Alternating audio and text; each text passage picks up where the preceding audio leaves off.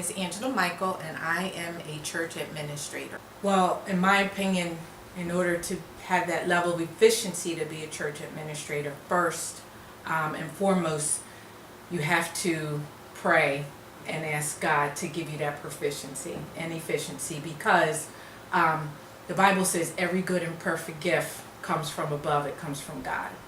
And even with myself, when I became an administrator, I didn't know how to work a computer. I didn't even know how to turn it on. I didn't know anything about it. So when I was asked to be the administrator, the first thing I had to do was I had to pray and ask God to cultivate that gift within me. Well, the most important attribute that an administrator should possess is one, patience. Patience. You have to have patience to work in that field. You do need to know how to work a computer and know how to do Microsoft, Excel, and Word, and Adobe. One other most important thing is that you need to learn to know how to listen, and you need to know how to speak. And when I say listen, sometimes your pastor or whomever that you're serving may not communicate well, so you need to be able to listen to what they're saying so that you can effectively write out and communicate what it is that you're trying to say. The other most important thing is confidentiality, because as an administrator, you are privy to confidential information. You may ask to be sit in meetings. You may ask to write letters or be involved in things that are not allowed to go out past the door. So you must be one that can hold confidentiality and be able to sit in a room in silence and not speak. I consider this particular calling to be a gift. As I said before, every good and perfect gift, it comes from above. And the Bible talks about how Timothy was gifted in 1 Timothy, that he was gifted with that gift of administration. And what happens is God gives you the gift, and then we're supposed to cultivate it by doing the work, by studying to show ourselves approved. So that's not just in the word, that's even in the gift that God gives us. It's our job to cultivate that. Let it grow. Attend classes. Sit under people that know how to do that type of work. That's what's important. And be humble, because you have to be able to learn how to learn and be able to sit under people. And have patience if you mess up too. How do I stay sane in this capacity? Well, one, like I said, you have to have that reliance on God, because no matter what, He will see it through. Two, you have to have patience. You got to have the patience. For some people, like I work well under pressure, and I work well under stress. But most people need to be organized. You need to keep good notes. You need to know where your things are. You need to have flash drives. You need to have records. And you need to be able to have patience to work through the task that's been set before you. You got to know what the task is. And you need to know what the expectation is. Like I said, sometimes the pastor or your leader may not be a good communicator. They just may say, I want you to do a program. But you need to understand the leader's vision for you to complete that task. It's not about your vision. It's about what they want. It's about what is supposed to come forth from it. So sometimes, it just takes you getting started. If you've been asked to do a program, sometimes you just need to start going through it. But as you go through the process every day, every hour, you may be changing it, change the cover, change the content, going over things. And also, it's always good to have an extra eye to read after the things that you do. Somebody that you can trust, somebody that you can call on to say, can you read over this for me to make sure that it reads well? Can you look over this? Because what we put out as administrators reflects the church, and it reflects the pastor. So our stuff needs to be tight, and it needs to be right. This is a very big responsibility as an administrator, because even though our job is behind the scenes, we're not seen. We work every day. Some ministries only work on Friday or Saturday or Sunday or whatever day that you worship. but an administrator works every single day because we are always constantly doing things to make the church run. The Bible clearly talks about the gift of administration is the behind the scene things that helps pilot the church. So it's serious. You gotta, first of all, you need to like doing what you're doing. There's nothing worse than a nasty administrator. But you have to like what you're doing.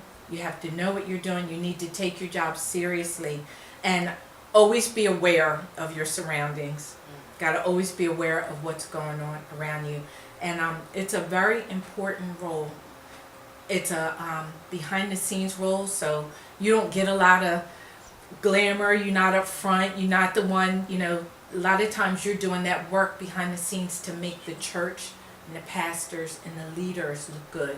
When we're doing church presentations with certificates, it's not for me to stand up there and say I did this. My job is to make that certificate and give it to the leader so that they can present it. Not for me, but for the church and for the pastor.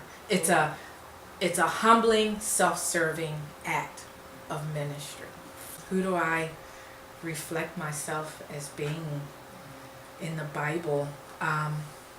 It talks about the Proverbs 31 woman that, she does the work at home. She does the things to make her husband look good. She knows how to buy a field. She knows how to work her money. She knows how to, do all of those different jobs. So definitely a Proverbs 31 woman. But also I've always thought about Timothy, because he talked about young Timothy, doing that work. He taught him how to be humble. He taught him how to work in that gift of administration.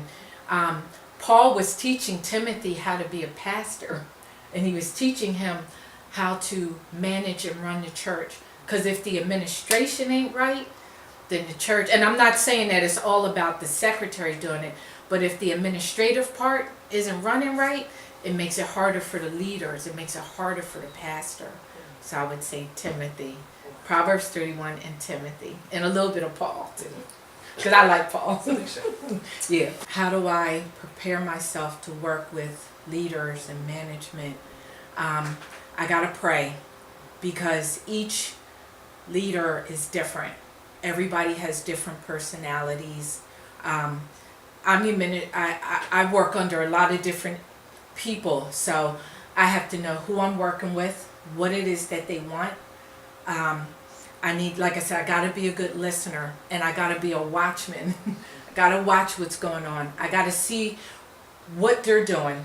A lot of times if I'm sitting in church and I'm watching, because I got to see what my leader's doing. I got to see if something is going on and they need something specific that has to deal with me. So I got to be a watcher. I have to observe, got to listen. Got to be prepared. Need to have my pen, my paper, my recorder. I love my little recorders, my laptops and things like that. So depending on where I'm going, what I'm doing, who I'm serving for that day, what type of setting if I'm going to be in, if I'm going to be in a pastor's meeting, I need to be prepared to go sit over in the corner and be quiet and type and listen. If I'm in a meeting that is, real deep and confidential, I got to be able to type. I need to have my laptop charged. I need to have my phone charged. I got to have my phone turned off.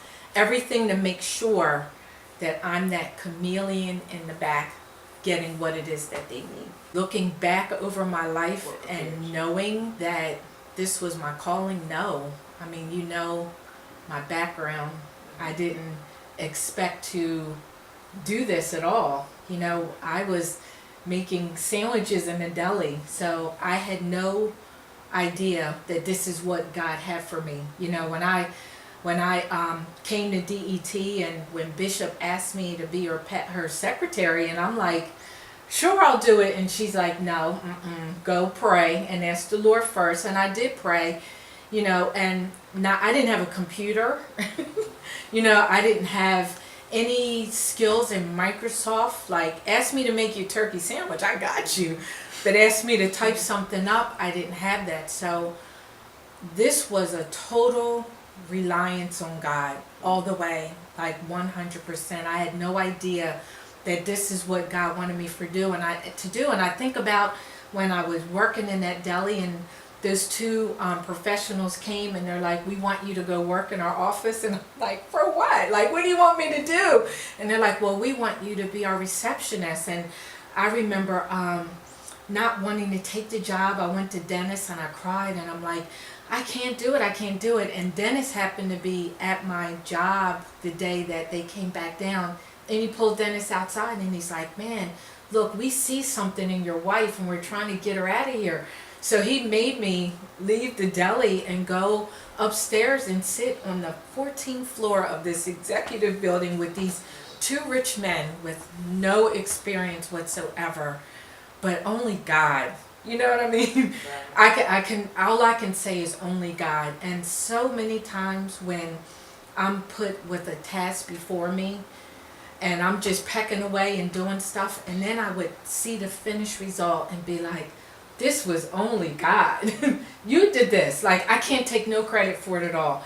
I didn't go to such and such school for Microsoft, and I didn't do any of that. That was only the Lord. And I may not be all the best. I still make mistakes. I still type ebonical, but the things that I do produce, and I can look back and be like, that was only God. Only Him. Only Him. Well, who exposed me to this type of servitude?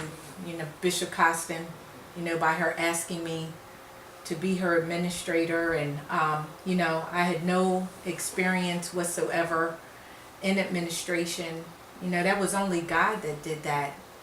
And then the Lord surrounding me with sisters, Iris Pina, being able to sit with Iris Pina, Denise, Bishop Ross's administrative assistant. Her and I became very close, and we have an actual sisterhood of administrators that we come together, we pray, we talk, we exchange stories, we giggle, we cry sometimes. Angelica, Bishop Owens' administrator assistant, whom is my mentor, whom I contacted and would ask to give me some classes over the phone, because when I started to deal with people on a higher level, when I was dealing with the bishops and having to write Episcopal programs, I had to actually step it up a little bit with what I was doing. So I was actually taking some online classes with her. She wrote a book, and Michelle Govan, and just how we all are a sisterhood. We come together, we help each other, we encourage each other. There's a lot of times behind the scenes that we're calling each other, funerals, programs, flyers. I help a lady down South Carolina at a church whom I've never met, but one of our members moved down there and asked me to help her with her flyers. So I've done their flyers, programs, ordination programs, convocation programs. So we all help and influence each other. What does loyalty mean as an administrator? Loyalty is very important. One, we have to be loyal to our leaders and our pastors. We have to. And there are times that we have to defend them to the end.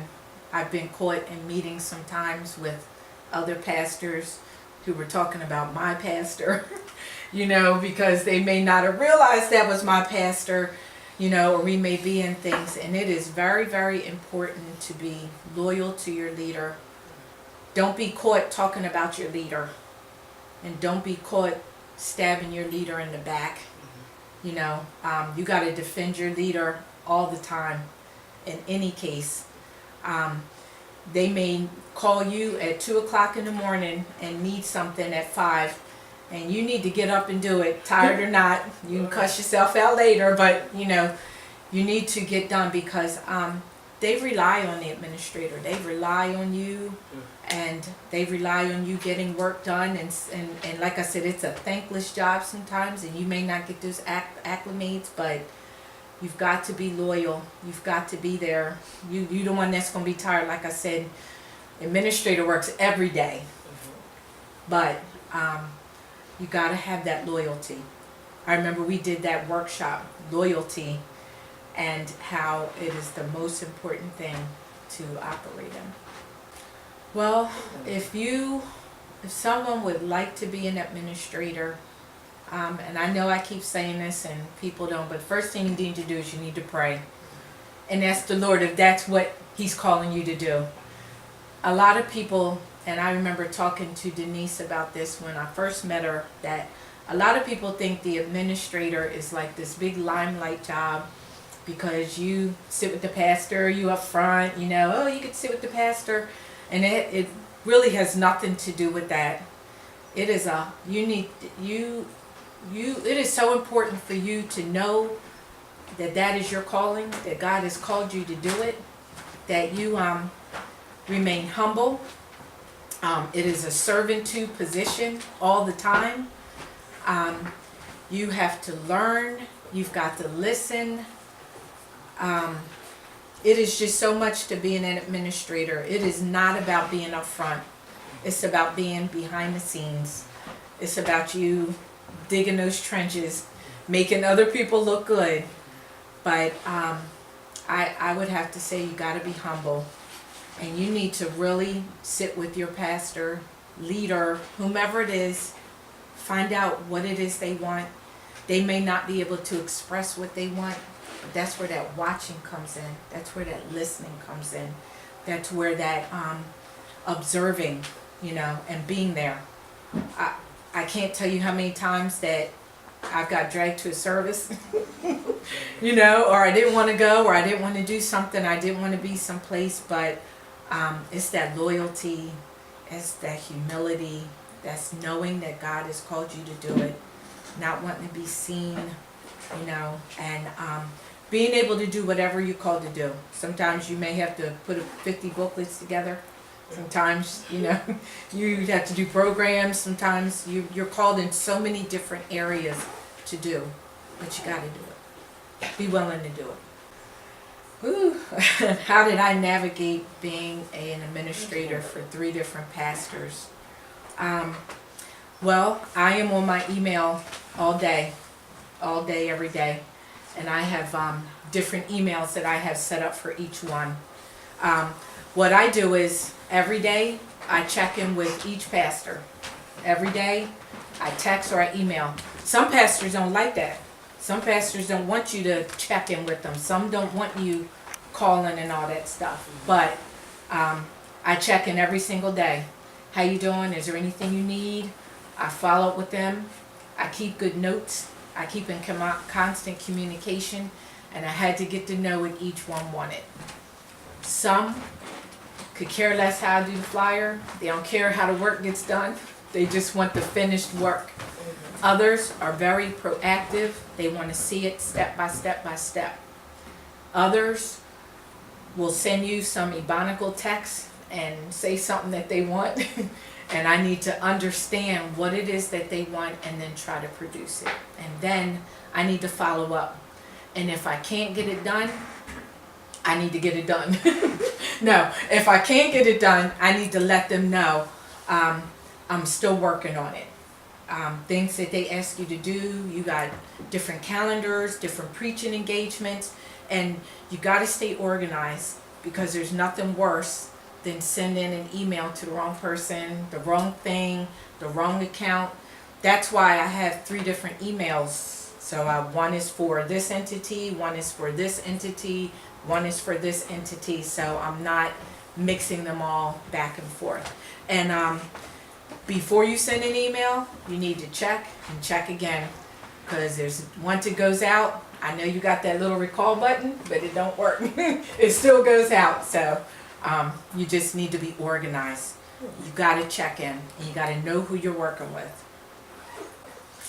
The most rewarding part as an administrator for me is seeing the finished product, knowing that what was asked of me got done, and that they look good, that the church looks good, that things are done and things are done right. That's my joy, my happiness. It has nothing to do with me. Our job is to help propel the church, the vision, the bishop, the pastor to go forward. So when I see that going forward, that's what makes me happy. That's what gives me that joy. That's what allows me to come in and sleep. That's what allows me to say, praise God, we did it. Now what's next? What's the next thing? A lot of times I'll get an assignment, and when I close that chapter, that's real cute and all, but what's next? Because there's always something next. There's never a time when you can be like, ooh, done. I'll see you next week. No, that next chapter is next, because there's always so much to be done. Bam, bam, bam. You know, administration is such a big field. Administration falls under, everything that falls under administration, finance, maintenance, you know, all of those things fall under administration, under that umbrella. So even though my hands may not be in each one or in charge of each one, but some way, somehow, I'm there doing something to help give it to that person so they can go and push it forward.